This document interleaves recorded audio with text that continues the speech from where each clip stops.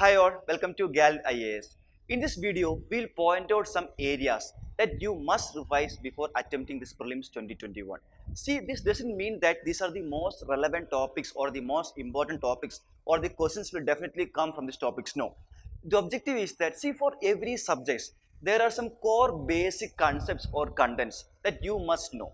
And if you are crystal clear in those areas or those concepts, then you can attempt maximum number of questions from the topics concerned. So regarding Indian polity, from the topics or from the areas which you are pointing out, you must know that concepts or that areas crystal clear. Why means if you are crystal clear in those areas, then even if the questions are not directly asked, you will be able to attempt what? Maximum number of questions.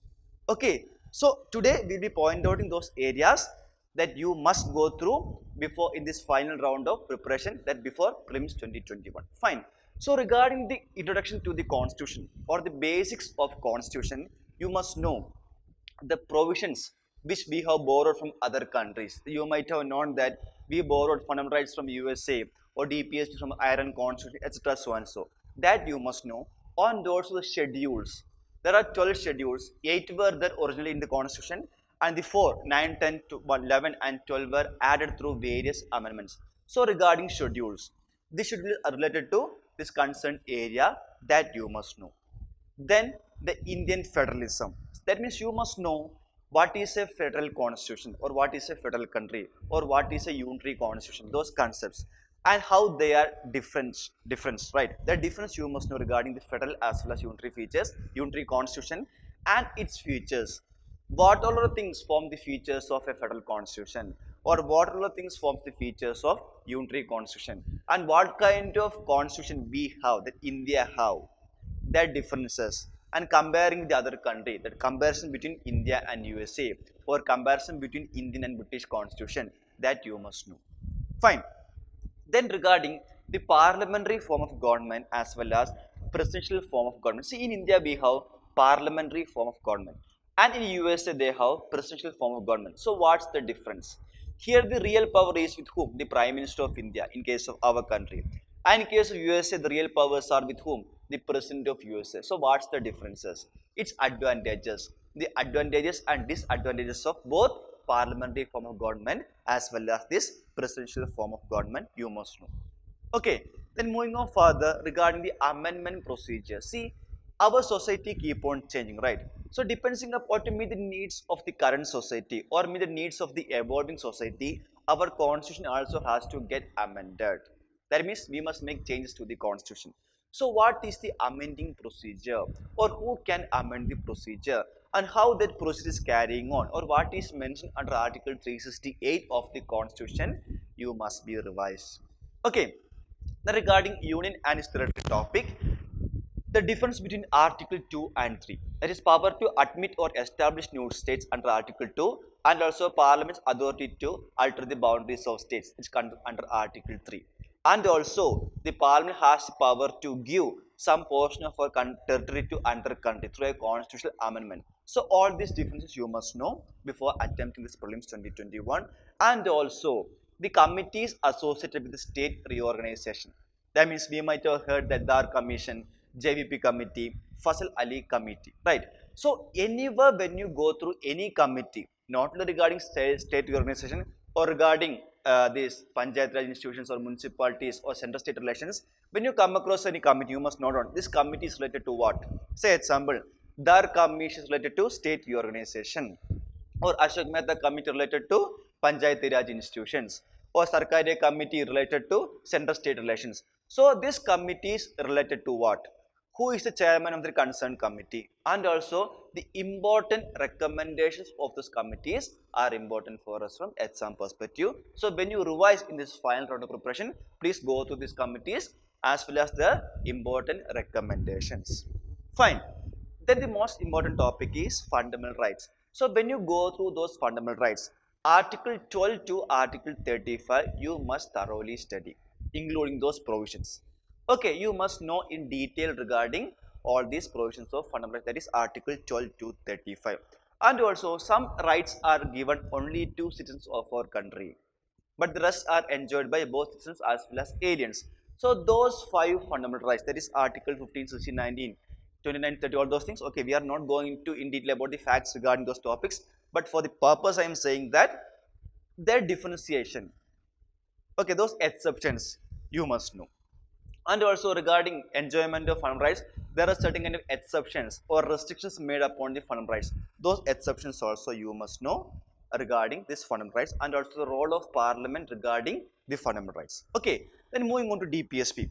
See, whenever you go through any topics, the objectives you might know.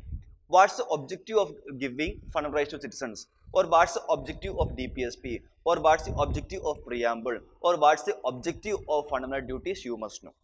So regarding DPSP, what's the objective? To establish a welfare state, that you must know. Regarding fundamental rights, for political democracy, that you must know. All these things. Okay, these are core basics, fine. So regarding DPSP, when you go through those provisions, it's better to know all those articles concerned. See, as I said, regarding fundamental rights, you must know Article 12 to 35.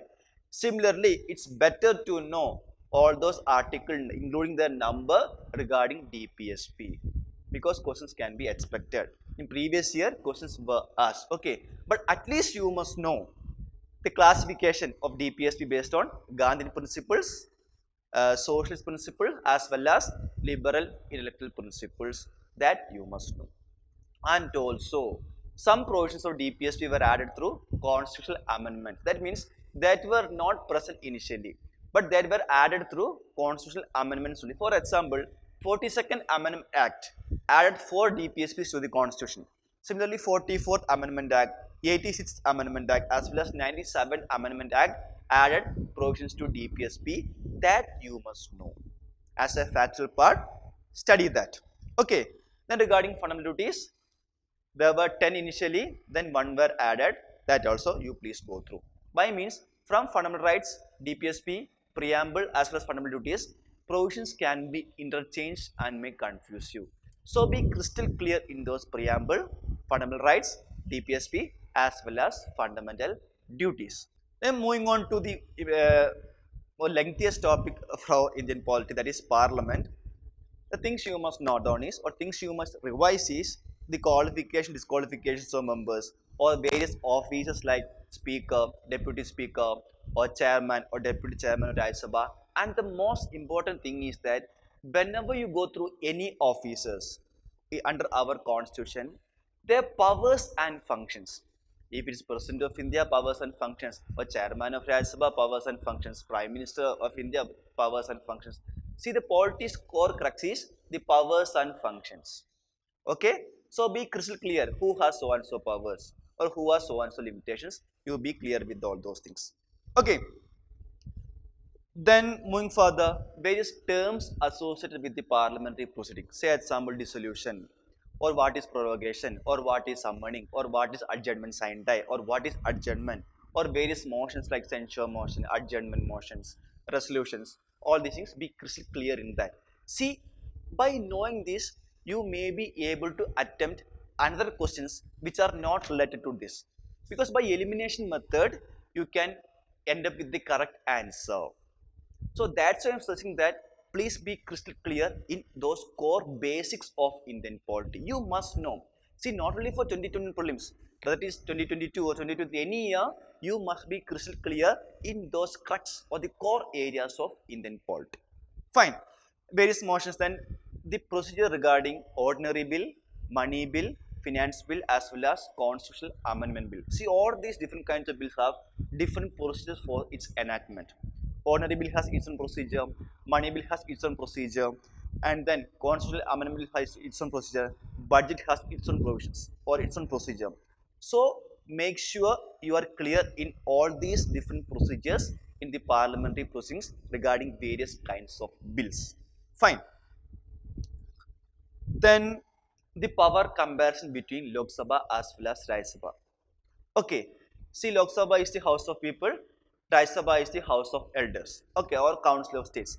So there are some power difference between Lok Sabha and Rajya Sabha that you please note down. Similarly, in case of state legislature, there are some power difference between the legislative assembly as well as legislative council of states. That also please revise before this. And also regarding legislative council, its composition, how its members are elected. to the concerned legislative council. That also you please note down. Right. Again, as I said, when you go through various offices like president or governor, make a power comparison. The veto power, or their ordinance power, or their pardoning power, or various executive legislative powers. See, politics also all about, as I said earlier, powers and functions. So be crystal clear in those powers and functions of various officers. Fine. Also vice president, how they are appointed, their qualification as well as removal procedure, please note down. And the grounds for their removal. Fine. Similarly for Supreme Court as well as High Court, how the judges are appointed, what's their qualifications, how they can be removed, their removal procedure, and also various the jurisdiction of the Supreme Court as well as High Court. Jurisdiction means the extent of power, that is original, appellate, jurisdiction. Okay, all those things, advisory jurisdictions. Who has so and so powers? In what all things Supreme Court can interfere, or in what all cases High Court can interfere. That difference you must note down. And further moving with tribunals, regarding tribunals, Article 323A as well as 323B. Only those two articles are regarding tribunals, that you please differentiate. Fine. Then panchayats, municipalities and cooperative societies, regarding local self-governance, those provisions regarding the election or election manners. Then moving further, PESA Act or Extension Act. Okay. Then district planning committees or metropolitan planning committees. When you go to any committees or commissions, their compositions are important. How much members are elected from so and so areas, or how much members are nominated from so and so, or who nominates them, okay, or who appoints them, to whom the resignation can be submitted. All these things you please note on. Fine. Then regarding emergency provisions, the more focus you must give is to alteration between center-state relations.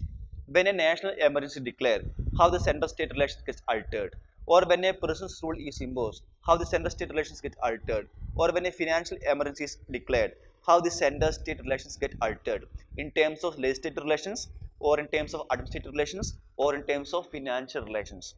See, during emergency times, our country becomes moreover unitary. The center becomes more powerful. So, how that transition take place? At that time, some powers is shifted to some other officers, that you please note on. Okay. Then moving further, if you are going through constitutional bodies, say Assembly Election Commission, Finance Commission, CAG, Attorney General, Goods and Service Tax Council, so and so on. When you are going through any constitutional bodies, the more focus must be given to the article number. That is Article 324, example Article 324 regarding Election Commission, or Article 280 regarding Finance Commission. 324 Election Commission, 280 Finance Commission, or Article 148 regarding CAG. So, regarding constitutional bodies, based on which article of the constitution the concerned body is established, you must know. Its composition, how many members are there, their qualifications, disqualification, tenure. See, some officers are given 4-year tenure, or some are given 5-year tenure, some are given 6-year tenure. As to their maximum age limit is also given under the constitution. Then again, those functions and limitations. What is the functions of Election Commission, or what is the function of Finance Commission, or what is the function of CAG, or what is the function of Office of Attorney General? Also their limitations. For some things they have no powers, that limitations they can be asked, because these are the things you must know from Indian polity, that is various powers and functions and their independence regarding various constitutional offices. Similarly, when you go through statutory bodies, you must note down based on the provisions of which act this body is established. Example, regarding National Human Rights Commission, it is established based on the provisions of Protection of Human Rights Act, that you must know. The act name you must know. Regarding Central Information Commission, it is based on Right to Information Act, that act you must know. In case of constitutional bodies, you will know the article number. In case of statutory bodies, you will know the concerned act. Then again, as usual, composition, qualifications, disqualifications, so on and so on, functions and limitations important. Similarly, I missed one thing. When you go to the parliamentary committees, there are many committees there, right?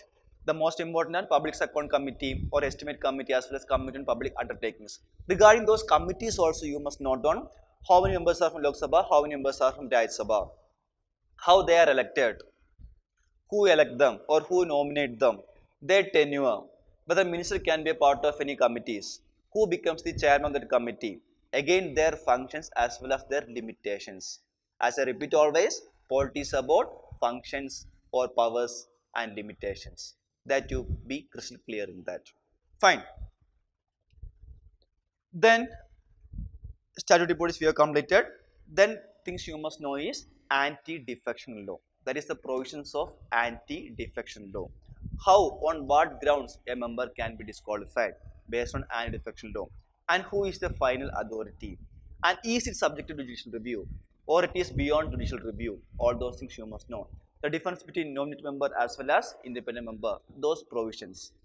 Okay, all these things go through. Then the recognition for national parties as well as state parties. So there are criteria. If some parties meet certain criteria, they can be classified as a national party or state party. That also you please go through. So I once again repeat, these are not the only topics you must revise before 2020 prelims. No. At least if you are running short of time, you please go through these areas. I expect that you might have completed a good study as well as a many round of revision as of now. But still, 1 week is left there. If you want to revise once again, but you are running short of time, then you please go through these series. Why means these are the things you must know. As a civil service aspirant, you must know these areas clearly. So that, as I said again, you can attempt maximum number of questions. Apart from that, go through the most relevant current affairs topics also. So that's the thing I want to tell you that. Okay, and once again I am telling you that please go through this at least once again in this final round of preparation. Those things you revise so that you can attempt maximum number of questions. So, and that's all for from this video, and wish you all the best and make a good attempt. Thank you for watching. Bye.